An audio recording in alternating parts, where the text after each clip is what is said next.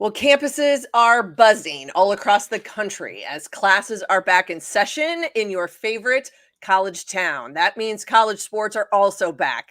And they look way different this fall. We have gone from Power 5 to Power 4. And the road no longer in the ACC just winds around Tobacco Road.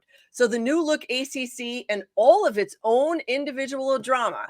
It's next right here on Locked On Women's Basketball.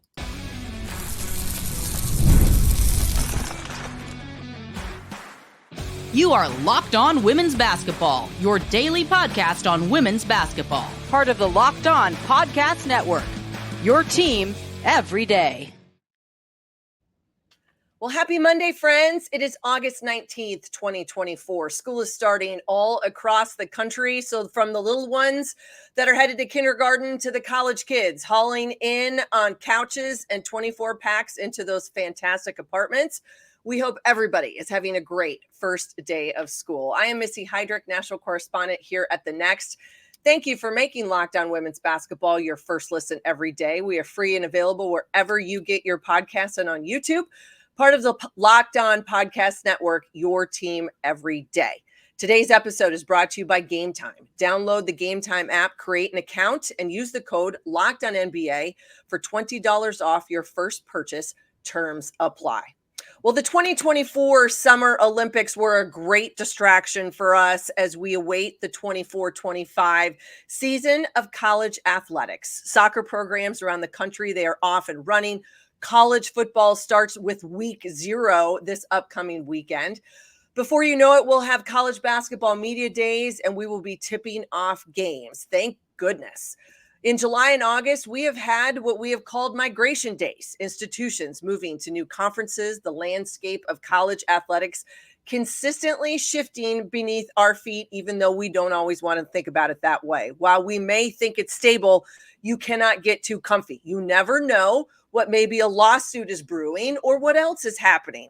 So today we're going to dive into the ACC, the new look Atlantic Coast Conference, what the new members bring to the table, how it has shifted. And yes, there is a lawsuit on the books, and it holds the future of this league really in its hands, what it means for the world of women's basketball and all things in the ACC. Here to help me break it down is one of my amazing colleagues at The Next and someone who lives and breathes all things in the world of the Atlantic Coast Conference, Mitchell Northam. Mitchell, good afternoon, my friend. I want to start with this. I know you were present at the ACC football media days last month. Mm-hmm. And I think those have been ultimately the launching pads as we've looked at conference realignment this year and how it's new for everybody. As I said earlier, we've gone from Power 5 to Power 4. But give me your take, just as you were there in that environment, on sort of the messaging around this new look ACC and how they are going about and what they want everybody to think about this new look ACC. Yeah, I mean, certainly weird at football media days to see Stanford and Cal and SMU there in Charlotte at the hotel there. But, the messaging from the ACC is like, this is a good thing for the league. I think their sort of strategy with this and like the reason why they chose to add these 3 teams, despite objections from Florida State, Clemson, and North Carolina, by the way. Yeah. Their argument is that this basically preserves the future of the league by adding these 3 teams. I believe there's something in the ESPN contract with them that runs all the way through 2036. Mm-hmm. There might be an option somewhere in there, before that as well, where things could change, but it's a long-term deal. But basically the contract says that, it stays the same largely as long as there are 15 teams in the league, which basically preserves the ACC if Clemson and Florida State, through legalese, find a way out, find a way to break this grant of rights that seems pretty ironclad. And I think for the ACC, which is a conference that does, everybody knows that football is the bread and butter and football pays the bills and that sort of thing. But the ACC does care a lot about Olympic sports and women's basketball and other sports like that. And Stanford and Cal especially add value to those sports. SMU, we'll see. But, SMU definitely adds value for football. So, the messaging is like, this is happening and everybody has to get used to it. And, we'll figure out the scheduling thing kind of as we go. This is a good thing for the league. That's what the ACC is saying. And then in terms of the lawsuits, I mean, at ACC Media Days, Commissioner Jim Phillips always gives, sort of a state of the conference sort of speech, and then he takes questions from some media and reporters in the crowd. And it's the most, I think, like declarative and defiant like I've ever heard him speak about something. Basically just gave the sense that, the ACC is not going to roll over for Clemson and Florida State. They're not going to settle. They really have no incentive to settle because of this ironclad grant of rights. I think this court battle is going to be as drawn out as long as Clemson and Florida State want it to be, until they can maybe find a way in some sort of something in the legalese and this thick package of grant of rights, that they can find a way out. I mean, one of the big problems is like, I think one of the judges has maybe said, they agreed to this grant of rights and this television contract twice. They signed it twice, right? And they've taken the money. So yeah, it's not like you haven't done anything, right? Like they've said, oh, great. We haven't turned down the cash by, trying to stand on their own principles of some sort. You're absolutely right. They've gone into the fray. They've taken everything that's come their way and now say, oh, but by the way, we want maybe something more, something different. Right. They didn't raise these concerns when they signed it the first time or the second time. They only raised these concerns. Florida State really didn't raise them as loudly as clearly until they were left out of the college football playoff last December, which, it's not really the fault of the ACC. It's because your starting quarterback got hurt and the committee thought one thing, and that's just kind of how it happened. But, they've already taken the money. So I'm not really sure how they're going to find an argument to wiggle their way out of the conference without paying a ridiculous and absurd, like 9-figure exit fee. It's an absurd amount of money. Florida State and Clemson come up with that. That's one thing, but then the ACC still has their television rights. So I think we're in for a long court battle, and I don't see it being settled by the ACC anytime soon. Like I said, they have no incentive to settle.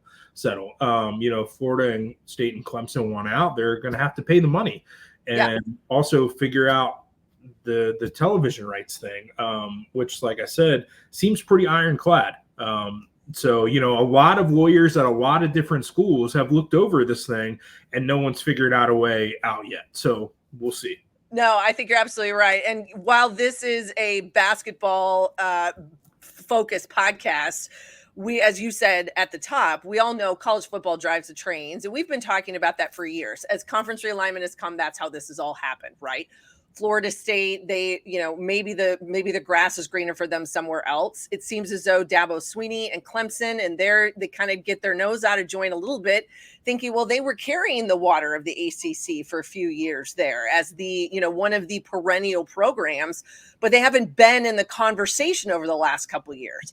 Then they put themselves in this, and it just kind of seems like, well, I mean, are we just all kind of down in the mouth? I mean, you can be mad at your league, but this isn't Jim Phillips' fault that you're not in the college football playoff. You didn't get there because you didn't win, right? I mean, it just seems to me that maybe we're pointing the finger at the wrong place. Yeah, I mean, the biggest when it's ball boiled down, I think Florida State and Clemson's biggest concern is that they see what the SEC and the Big Ten are earning in terms of revenue from TV football contracts. And they look at what they're earning with the ACC and ESPN and Disney, and it's less than. And they feel like they're losing this college football arms race. And they feel like they're going to fall behind and get left behind when they consider themselves to be among the upper class in college football. But again, like, you signed these contracts, you took the money. So, I think the both of those parties are just going to kind of have to be mad for a while until a really smart lawyer comes along, or a really savvy lawyer, or perhaps a judge who leans one way way too much and decides something different. But I think it's going to be continue to be a long, drawn out court battle with a lot of people spending a lot of money on lawyers. No, you are absolutely right. And one interesting thing I've found, it says that if they do not win their respective legal battles, Florida State and Clemson would have to pay more than $500 million each to leave for another conference before 2036. And that is through the grant of rights goes through that.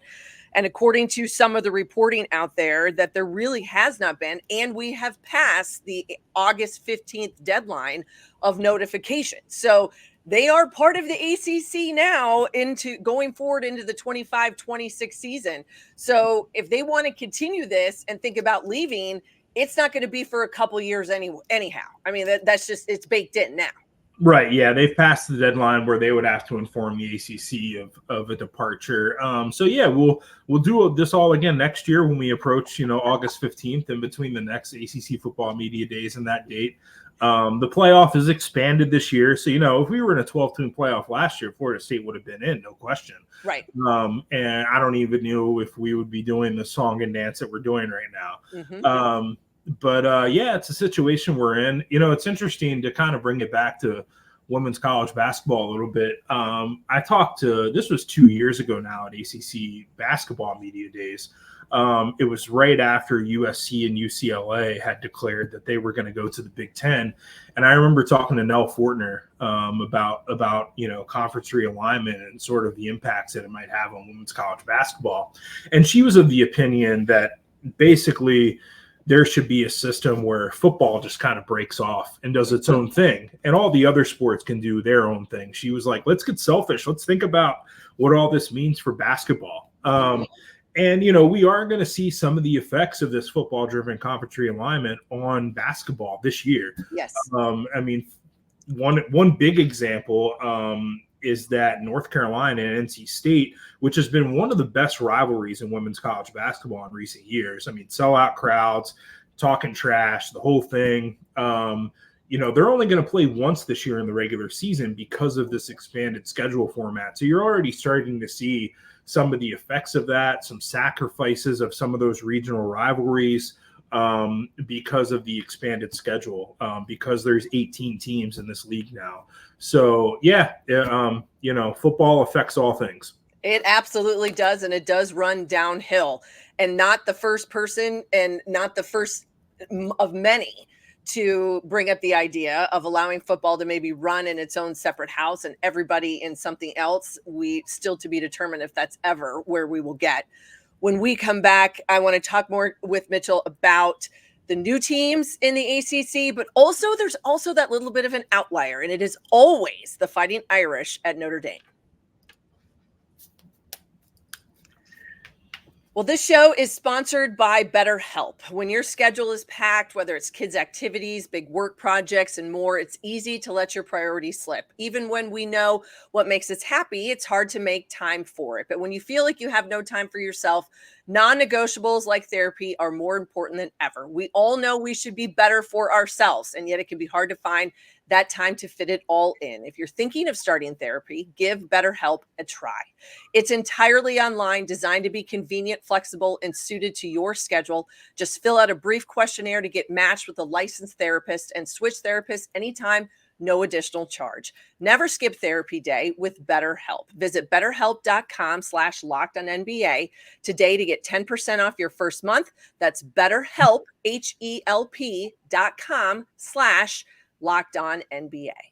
And also a message from our friends at Magic Spoon, who are a great supporter of us here at Locked On Women's Basketball. Cereal is one of the best parts of being a kid, but even as you get older, you've got to watch out for all the sugars and the empty carbs. Magic Spoon has amazing flavors you're going to love. High protein, less sugar. Now there's a variety pack, 4 different flavors: cocoa, fruity, frosted, and peanut butter. This pack is 0 grams of sugar, 13 to 14 grams of protein, 4 to 5 grams of net carbs, and only 140 calories a serving. The huge favorites in my house, the cocoa and the frosted. We've got empty boxes all around. So go to magicspoon.com/LockedOn and grab a variety pack and try it today. Be sure to use our promo code LockedOn at checkout to save $5 off your order.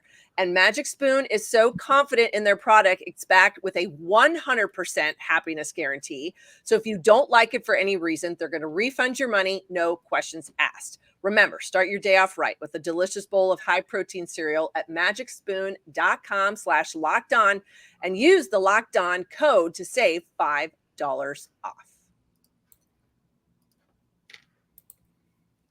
Hi, everybody. Missy Heidrick. Thank you for joining us here on Locked On Women's Basketball and making it your first listen of the day. For your second listen, enjoy the Locked On NBA podcast. There is no offseason in the NBA, and Locked On NBA provides daily basketball analysis from national and local experts in 30 minutes or less. No one keeps you as informed and entertained as Locked On NBA. Available on YouTube or wherever you get your podcasts, part of the Locked On Podcast Network, your team every day. Well, I'm here today with Mitchell Northam, and we are talking about the new look of the ACC conference. We've all said the ACC runs up and down the Atlantic coast, Mitchell. Now it's literally going coast to coast. Thank you, conference realignment. Thank you for the implosion of the Pac-12. With that came Cal and Stanford.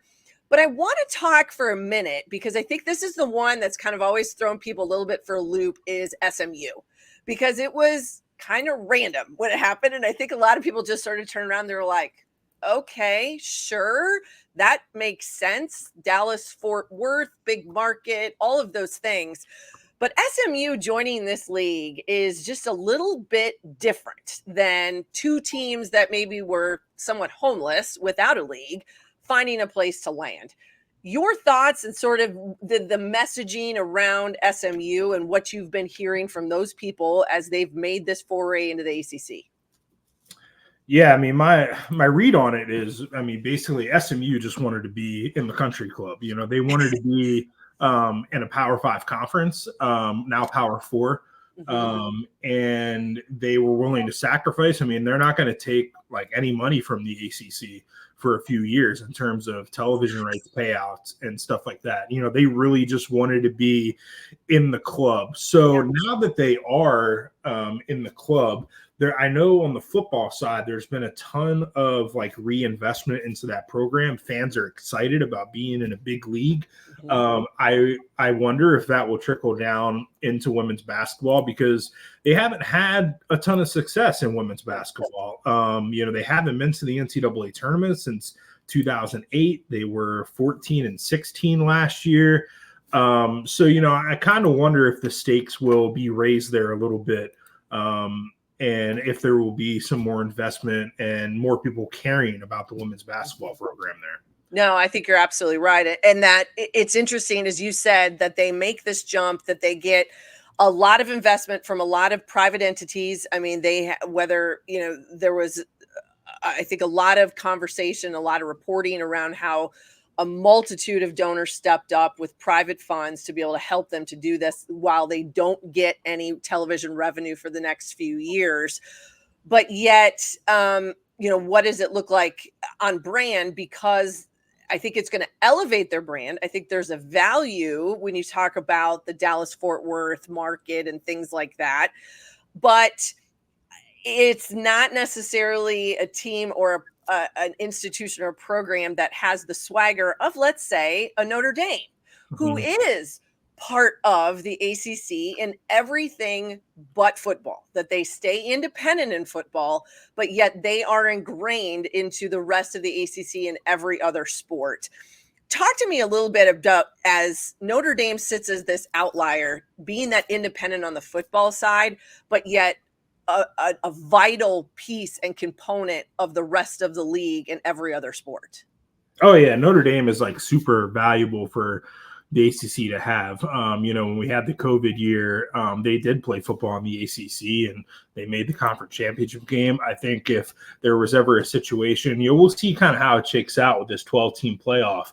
But I feel like if Notre Dame feels like it's getting left out a little bit too much because it's not a conference champion, they might think twice about joining a league, and they would probably join the ACC because of that pre-existing relationship that they've had now for over a decade, when they left the Big East and all their other sports and came over to this one. For many years, Muffet McGraw dominated this league when Notre Dame first entered, a decade ago. They took a step back, there for a couple years when Muffet, that last season for Muffet, and then when she retired and Neil Ivey took over. And then last year they kind of reclaimed their stake. They won the ACC tournament title, made the Sweet 16 again. And I think this year kind of all signs point to them being the favorite in this league. If the health works out, if Olivia Miles is 100% ready to go, if Sonia Citron can stay healthy for a full season. They did a really good job in the transfer portal of adding some other really interesting and good pieces. A player like Leah Tu King, who played at Pitt for 4 years and had a breakout season last year and knows this league really well. She's somebody who can add to their depth in the front court. They add Eliza Carlin from Marquette, who is, kind of that stretch forward, can shoot from the outside and score on the inside as well. So, with Maddie Westbell back, KK Bransford, Kylie Watson, Cassandra Proper, and Hannah Hidalgo, who burst onto the scene last year, ACC Rookie of the Year, all that good stuff. They're gonna have a say in who wins this conference this year, and if everything goes right for them, we might see Notre Dame back in the Final Four, I think. No, I think you're absolutely incredibly loaded from top to bottom. And when you have a backcourt like that, it's really hard. I mean, you got to find the right matchups to be able to contain that. And there's not a lot of them. I think that might be able to handle Hidalgo and Miles together. That is such a potent backcourt for Notre Dame. I want to ask you just more of a overarching ACC question. And then when we come back in our next segment, we'll dive more into specifics about women's basketball. But on the overarching, as you looked at this and said, a Cal and a Stanford and an SMU to that level, Cal Berkeley, is not, but Stanford and SMU as a private institutions. They join the ACC where you have a lot of high-level, high-standing academic institutions. North Carolina, Wake Forest, those are the Notre Dame. Those are the ones that come to mind. Did this seem logical? And is that kind of the mentality everyone has used? Or was it just, hey, let's grab 3 teams, take us to 18, and let's see where we go? I definitely think that was the equation with Cal and Stanford for sure. I think it's the reason why they took Cal and Stanford, for example, instead of like Washington State and Oregon State. Those were the other 2 Pac-12 teams that kind of got left behind. I think Stanford and Cal care about a lot of the same things when it comes to academics and athletics that a lot of the schools in the ACC do. You talked about, Wake Forest and Duke and these Notre Dame, North Carolina, these prestigious academic institutions. There's a mix of public and private schools in the ACC. I definitely think, and Stanford and Cal's standing as being really good at those other Olympic sports, those non-football sports, I think was also important to them. And, each of them has had moments in their history where they have been good at football. It just hasn't been recently. I remember a year ago, Anson Dorrance, the women's soccer coach at UNC, now retired just a few weeks ago. At the time, he was basically saying, he didn't want Cal and Stanford in the ACC. He wanted them to, his quote, die on the vine, because Stanford had been UNC's biggest rival in women's soccer. I mean, almost every year, both of them were in the College Cup and the whole thing. So, I definitely think that was part of the equation. And then SMU, I think, just saw an opportunity. Like I said before, they just wanted to be in the club. So they were like, okay, well, the ACC is going to take these 2. Maybe we'll basically pitched themselves and were like, hey, we won't even take money the first couple of years. We'll come in and, and SMU was a good football brand, even though they were coming from the group of 5 for the ACC to grab. So, and it gets them to a nice even number, 18, so yeah, I think those are the reasons why those were the choices and the choices that made the most sense. Well, and as we've said, all of those programs in a host of different sports bring added value to the ACC, and that can only be a benefit for Jim Phillips and that conference office as they go forward. All right, when we come back in just a moment, I want to talk to Mitchell about some of the new coaching faces, some of the different changes we're going to see on the women's basketball side, because the season is just right around the corner. Well, I live in Kansas City, and while the toughest ticket in town this fall is absolutely going to be the Kansas City Chiefs, we are packed with great concerts here all year long. Game Time has a new feature called Game Time Picks that makes great tickets for your favorite live events even easier. Game Time Picks filters out the fluff to show you only incredible deals on great seats, so you don't have to waste time searching through thousands of tickets. It's the only ticketing app that gives you complete peace of mind with your purchase. You can see the view from your seat on your phone before you buy. All-in pricing shows you total cost up front, and you can buy tickets in seconds with 2 taps. With the Game Time guarantee, you'll always get the best price. Event cancellation protection, automatic full refunds for events that are canceled and not rescheduled, i.e. if you want to go to a concert and somebody gets sick and they don't show, you're going to get your money back. Take the guesswork out of buying concert tickets with Game Time. Download the Game Time app, create an account, and use the code LOCKEDONNBA for $20 off your first purchase. Terms apply. Again, go create that account and redeem this code LOCKEDONNBA, LOCKEDNBA for $20 off. Download the Game Time today. Last minute tickets, lowest price guaranteed. Hi, everybody. Missy Heidrick. Thank you for joining us here on Locked On Women's Basketball. Mitchell Northam is here with me today. We have been talking about the new look ACC. They've got their own drama, the lawsuit with Clemson and Florida State. They've added 3 new teams in Cal, Stanford, and SMU. They're now to 18. Mitchell, let's just talk a little bit nuts and bolts. We've mentioned Notre Dame about how solid they are. We know that you've got Cal and Stanford being one of the premier women's basketball programs in history. Tara Vanderveer retires. You're going to have Kate Pay is going to take over there in her first year. She is one of a few new faces on the coaching side in the ACC. I think one of the ones that was surprised, Kenny Brooks leaving for Kentucky, new face, and Megan Duffy taking over at Virginia Tech. Just your thoughts on maybe some of these new coaches that are going to be in this league and how it's going to look different for everybody. Yeah, there's a couple of new coaches this year, right? I think one of the biggest surprises to me was Katie Meyer deciding to retire,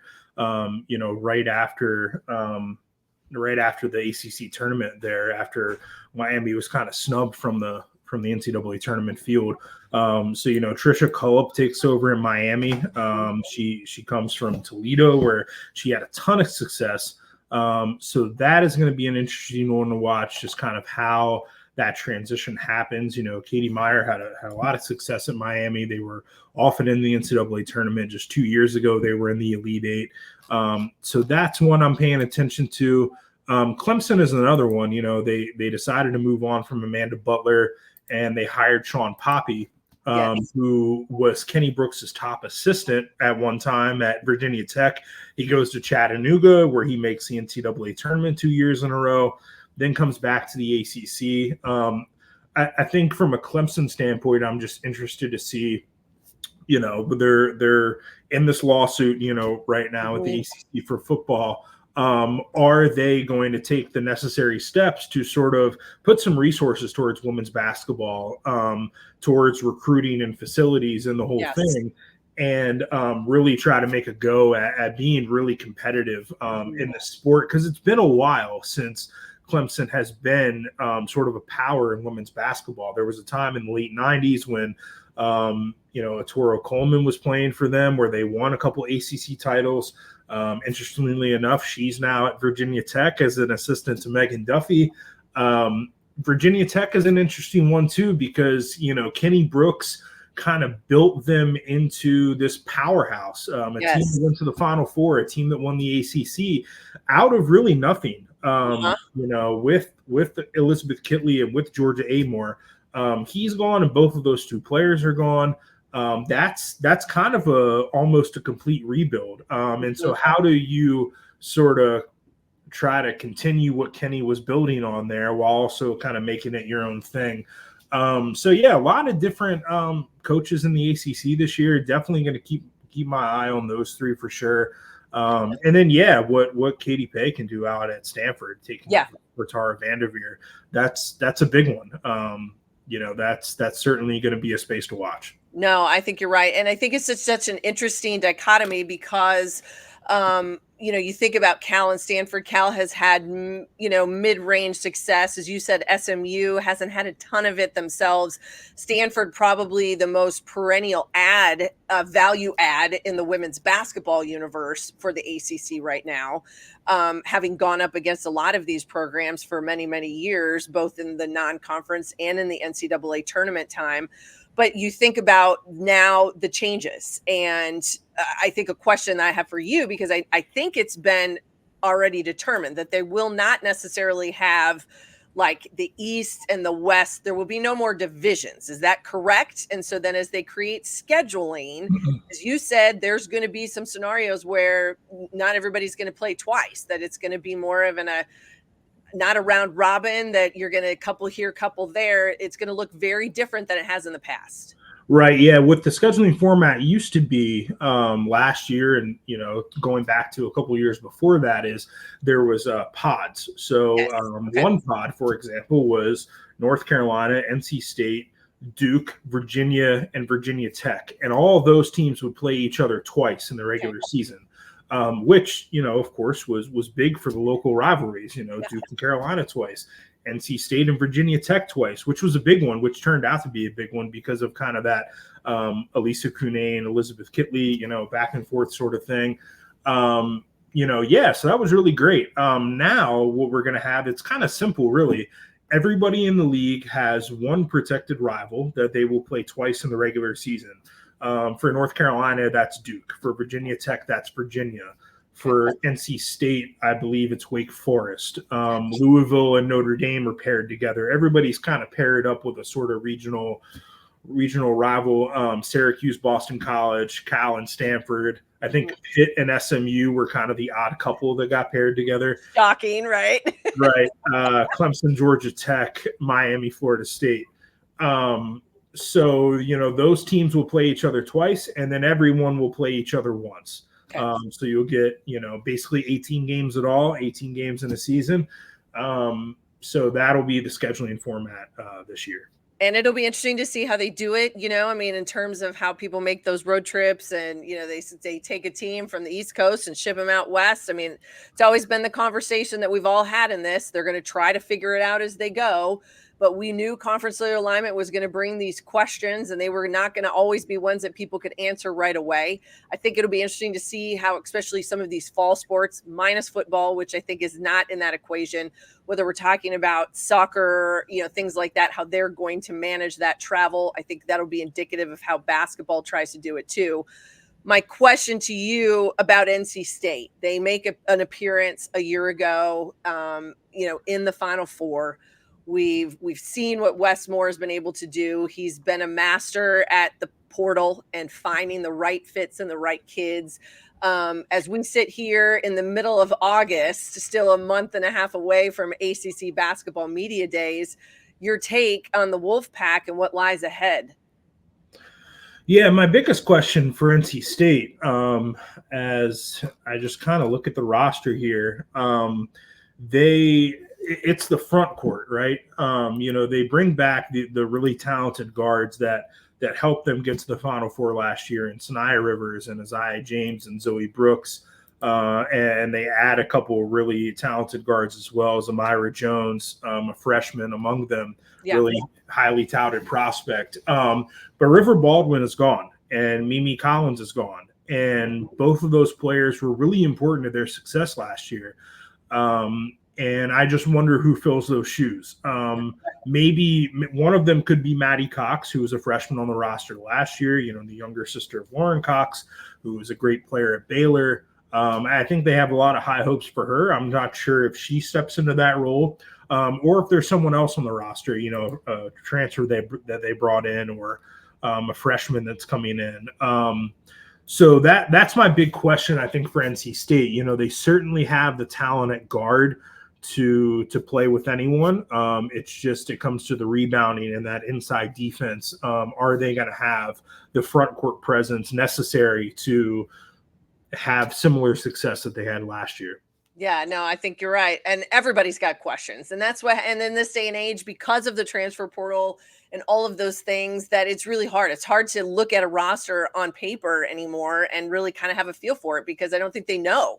And so, lucky for all of us, we get to ask the coaches those questions in a month and a half when we get to media days, and they can try to give us a little bit of insight as to what they've got going on.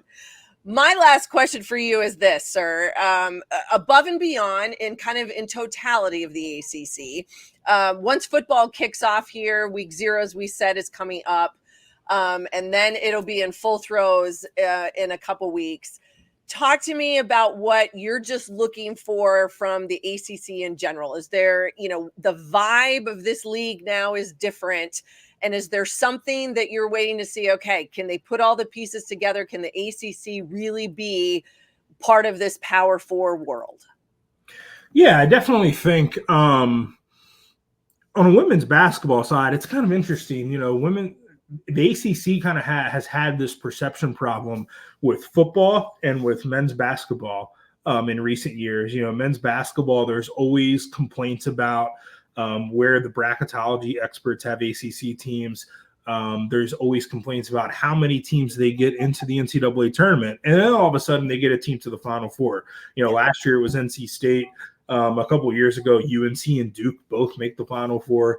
So, they always have success in March. And football has kind of been the same way. You see with Florida State getting left out of the playoff. There's been some complaints recently that the ACC needs its own Paul Feinbaum to tout the conference's accomplishments on national TV, which, by the way, ESPN, if you want somebody for that job, give me a holler. Let's do it. Let's go. I think that would be a great way to spend your time. Let's do it. And so, women's basketball really hasn't had that problem. Last year they got 8 teams into the NCAA tournament and got another team and a different team to the Final Four this year. In recent years, year before we saw Virginia Tech in the Final Four. The year before that, Louisville was there. So it's been this really competitive league that always seems to send someone to the Final Four, always has contention at the top for the regular season title and the conference tournament title. And I think that'll continue this year.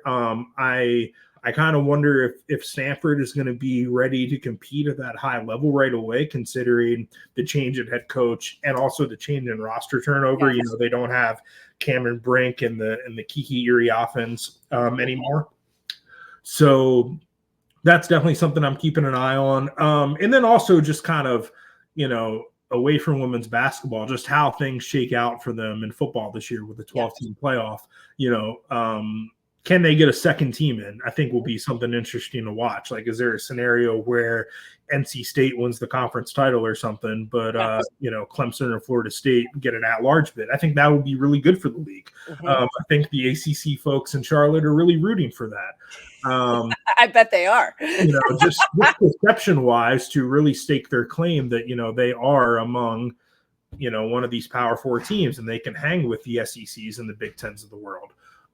In women's basketball and in men's basketball too, despite, like I said, the perception problem and the not getting as many teams into the tournament, I think they've certainly done that. In this first year of this kind of brave new ACC, those are definitely going to be some spaces to watch. Well, they're going to go now from coast to coast. It's no longer just up the East Coast. You got to go from east, west, into the middle, and back again. And that is what you're going to find in the ACC. It looks different, but yet there are still a lot of familiar faces. One of them for us is Mitchell Northam. Mitchell, you're the best. Where does everybody find you on a daily basis, my friend? Yeah, I'm on Twitter and Instagram at Primetime Mitch. You can read me at North Carolina Public Radio and at USA Today's For the Win. And when women's basketball season starts back up, I'll be writing a little bit more for the Next. Awesome. Well, he is never not busy. And so truly, truly appreciate your time. And he has got his finger on the pulse of all things ACC. And it's going to be really fun to watch. Thank you, everybody, for joining us today. I am Missy Heidrick. You can find me on Twitter at Missy Heidrick. Make sure to follow this podcast at Locked On WBB, and then get over to the Next at thenexthoops.com and see all of our amazing colleagues. We've got you covered for your women's basketball coverage. Thanks again for making Locked On Women's Basketball your first listen today. Now go check out the Locked On NBA podcast, where the season never ends, providing national expertise with a local perspective. You can find the link to Locked On NBA in the description, so you don't even need to search. Part of the Locked On Podcast Network, your team every day.